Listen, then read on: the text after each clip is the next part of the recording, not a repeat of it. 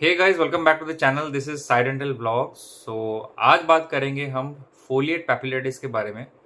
क्या होता है ये फोलिएट पैपिलाइटिस और कहाँ पे होता है। तो सबसे पहले मैं बताऊंगा कि काफ़ी लोग क्लिनिक में आते हैं अपना टंग को दिखाने के साइड में बहुत लोगों को रेड कलर का स्पॉट नज़र आता है। तो मैंने गूगल सर्च किया और खुद गूगल सर्च में पाया कि ये लोगों ने काफ़ी सर्च किया है कि टंग के साइड में रेड स्पॉट क्या कैंसर में बदलता है, और काफ़ी ज़्यादा रॉन्ग इन्फॉर्मेशन दी हुई है गूगल में कि उसमें रेड स्पॉट्स को काफ़ी बड़ा चढ़ा के लिखा है कि उसमें कैंसर हो सकता है। लेकिन बिलीव मी गाइस, ऐसा कुछ भी नहीं है। हमारे माउथ के अंदर बहुत सारे एनाटॉमिकल स्ट्रक्चर्स मतलब कि बहुत सारे ऐसे स्ट्रक्चर्स होते हैं जिसके बारे में कॉमन लोगों को या फिर नॉर्मल लोगों को नहीं पता होता है। तो फोलिएट पैपिलाइटिस बेसिकली क्या होता है, हमारे टंग में बहुत सारे टेस्ट रिसेप्टर्स रहते हैं जिसको हम टेस्ट बड बोलते हैं।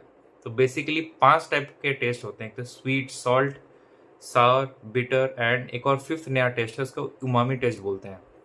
तो इन टेस्ट को सेंस करने के लिए हमारे टंग में भगवान ने पैपिले दिए हैं। बहुत सारे हमारे मुंह में पैपिले हैं, जैसे कि फिलीफॉर्म पैपिले हो गए, सर्कमबैलेट पैपिले हो गए, फंगीफॉर्म पैपिले हो गए, फोलिएट पैपिले हो गए। तो कभी कभी हमारा पैपिला कोई भी फूड एलर्जी या फिर कोई भी एलर्जन की वजह से इन्फ्लेम हो जाता है, तब उसको बोलते हैं फोलिएट पैपिलाइटिस। लोगों में ये बहुत ज़्यादा प्रोमिनेंट रहते हैं, काफ़ी लोगों के में थोड़े कम दिखते हैं। जिन लोगों में प्रोमिनेंट दिखते हैं उनमें फोलिएट पैपिले थोड़े स्वेल्ड होके लगते हैं और ऐसा लगता है कि उसमें कॉलीफ्लावर जैसी ग्रोथ हो गई है और उसमें कैंसर सेल्स प्रोड्यूस हो रहे हैं। तो काफ़ी लोग डर जाते हैं कि डॉक्टर के पास वो जाएं, वो मानते ही नहीं है कि उसमें कुछ नॉर्मल है, उनको लगता है कुछ अबनॉर्मलिटी है।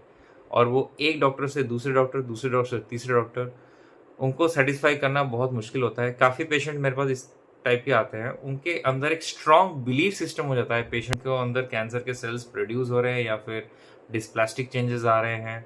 कैसे आप माउथ को एग्जामिन करेंगे और क्या क्या सिम्टम्स होंगे कैंसर के, ये मैं थोड़ा सा जिस्ट में बता देता हूँ।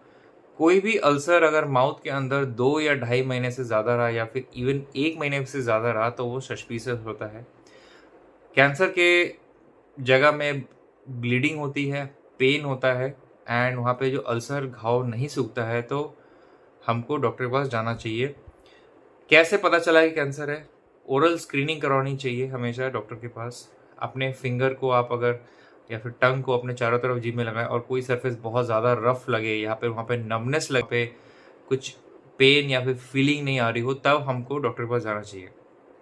माउथ में जलन सबसे इम्पॉर्टेंट जो हमारा सिम्टम होता है, तो ये सब अगर आपको है, मुंह में जलन, ब्लीडिंग और अल्सर ठीक ना होना, तब हमको डॉक्टर के पास जाके उस लीजन का बायोप्सी करना चाहिए। उसके बाद रिजल्ट्स खुद ब खुद हमको इन्फ्रेंस नहीं लाना चाहिए कि हाँ हमको कुछ हो गया है और हमको एक बिलीव करके। अगर आपको डॉक्टर सर बोल रहे हैं कि ये कुछ प्रॉब्लम नहीं है तो प्रॉब्लम नहीं है। इसका मतलब ये नहीं कि आप बार बार डॉक्टर चेंज करने से आपको वही सुनने को मिलेगा जो आप चाहते हैं। तो काफ़ी लोगों को ज़्यादातर लोगों को हाइपोकॉन्ड्रियाक डिसऑर्डर हो जाता है। Hypochondriac disorder means fear of cancer. Basically एक साइकेट्रिक प्रॉब्लम है। अगर आप किसी डॉक्टर को जाएं और उनको एक जनरलाइज्ड आइडिया होता है कि हाँ माउथ में लिकोप्लेकिया OSMF, तो जनरलाइज्ड अगर बोल दें OSMF या फिर कुछ भी लिकोप्लेकिया बोल दें, फिर उसको हम सर्च करने लगते हैं। फिर जब सर्च करते हैं वहाँ पे प्री मैलिग्नेंट लीजन्स, कंडीशंस, ये सब आती रहती हैं। तो इससे क्या होता है कि काफ़ी लोग डर जाते हैं और उनके मन में एक डर बैठ सा जाता है। तो उसको निकालने के लिए हमको साइकेट्रिक मेडिकेशंस लेने की बहुत ज़रूरत है, जो कि SSRIs medicine, specific serotonin reuptake inhibitors, जो मेडिसिन का क्लासिफिकेशन है, anti depressants, tricyclic anti depressants. ये आप खुद से नहीं लेनी, मेडिसिन के स्पेशलिस्ट या फिर कोई भी साइकेट्रिस्ट आपको ये लिख के देंगे। 10-15 दिन में आपके मन से ये चीज़ निकल जाएगी। तो फोलिएट पैपिला जो होता है हमारे टंग के दोनों साइड में होता है, एक साइड में नहीं होता, दोनों साइड में होता है। कभी कभी एक साइड में ज़्यादा प्रोमिनेंट रहता है, कभी कभी दोनों साइड में प्रोमिनेंट रहता है। कुछ कुछ लोगों का दोनों साइड में बिल्कुल नॉर्मल दिखता है। ये टंग के वेंट्रल सरफेस में रहता है, मतलब कि टंग के नीचे और लैटरल बॉर्डर के जंक्शन में।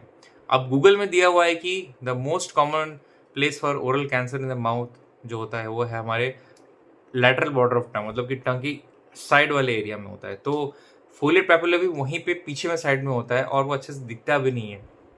तो पेशेंट क्या करते हैं यूजली, मैं बताता हूँ आपको। पेशेंट सडनली उनको याद आ जाता है कि अरे मेरे को फोलिएट पेपिलेट था, कोई भी बाइक चलाते हुए, घर जाते हुए, ऑफिस में, तो सडनली वो अपना फिंगर माउथ के अंदर डालते हैं और जीभ को खींच के उस जगह पे पैल्पेट भी करते हैं, अपना नाखून भी वहाँ बसता है। तो ऐसा करने से भी उसमें रेडनेस आती है, क्योंकि आपके हाथ धुले हुए नहीं होते, या फिर कहीं भी टच करके आप माउथ के अंदर हाथ दोगे, माउथ का स्किन बहुत सेंसिटिव होता है, आप तो वहाँ पे बार बार खींचने से भी ऑटोमेटिकली और ज़्यादा लाल हो जाता है ड्यू टू इन्फ्लेमेशन। तो पेशेंट को क्या लगता है कि अरे वहाँ पे तो है, और बार बार माउथ को ओपन करके देखने की वजह से टीएम जॉइंट की भी इश्यू हो जाती है, पेन भी, टंग जो मसल्स हैं वो पूरा जो स्टोमैकोनेथिक सिस्टम है, हमारा माउथ का जो सिस्टम है, डिफरेंट मसल्स रहते हैं, lateral pterygoid, middle pterygoid, masseter.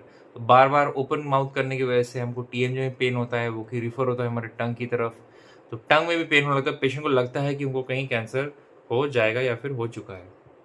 तो अगर आपके माउथ में कोई रेड स्पॉट है, रेड स्पॉट के बहुत सारे कारण हैं। अगर आप कुछ गर्म चीज़ खाएं तो केमिकल बर्न्स, थर्मल बर्न, या फिर कोई केमिकल आ जाए मुंह में, या फिर कुछ भी, उसकी वजह से रेडनेस आ सकती है। ट्रॉमेटिक अल्सर से रेडनेस आ सकती है, एब्सेस अल्सर से भी रेडनेस आ सकती है। लाइकन प्लैनस का जो इरोसिव कंपोनेंट है, इरोसिव लाइकन प्लैनस, उसमें भी माउथ में रेडनेस आती है। कभी कभी माउथ में एलर्जी हो जाती है, इसको एलर्जिक स्टोमाटाइटिस बोलते हैं, उसमें भी रेडनेस आती है। ऐसे बहुत सारे डिजीजेस हैं जिसमें आपको इस टाइप का आपको रेडनेस नज़र आती है। तो आप खुद डायग्नोसिस ना करें, किसी डॉक्टर के पास जाएं। अच्छा, होम रेमेडी क्या होगी अगर आपको कोई रेडनेस आए, या फिर आपको लगे कि हाँ कुछ पैपिला हमारा इन्फ्लेम्ड है, या फिर कुछ जलन हो, या मुंह में कोई इरिटेशन हो, तो आप बहुत अच्छा होम एक एंटी इन्फ्लेमेटरी हर जगह अवेलेबल है। आप कच्ची हल्दी का पेस्ट अपने टंग पे या फिर गालों में लगाएं और उसको पी जाएं, या फिर आप मिल्क में भी ले सकते हैं, या फिर कच्ची हल्दी, रॉ कच्ची हल्दी आप खा के भी आप अपने बॉडी की इन्फ्लेमेशन को कम सकते हैं। It really helps a lot. उसके साथ आप कोई भी बेंजोल्डिमाइन हाइड्रोक्लोराइड जैसे कूलोरा हो गया, बेंजोकूल हो गया, जैसे खाने के पहले आप यूज़ कर सकते हैं, या फिर म्यूकोपेन यूज़ कर सकते हैं। तो उसकी वजह से क्या होता है कि हमारा जो खाने में आपको आसानी होती है, आपको जलन नहीं होती। तो सबसे पहला सुझाव तो आप डॉक्टर के पास जाएं, अपने आप को चेक करवाएं। तो ये मेरा आज का वीडियो था। तो अगर ये वीडियो आपको अच्छा लगा तो please do share, subscribe to this channel, और वेट करिए मेरे नेक्स्ट वीडियो तक का। प्लीज़ डू कमेंट किस टाइप का और वीडियोस आप चाहते हैं, और आप मेरे इंस्टा चैनल को भी फॉलो कर सकते हैं, sai_dental। Till then take care, bye bye.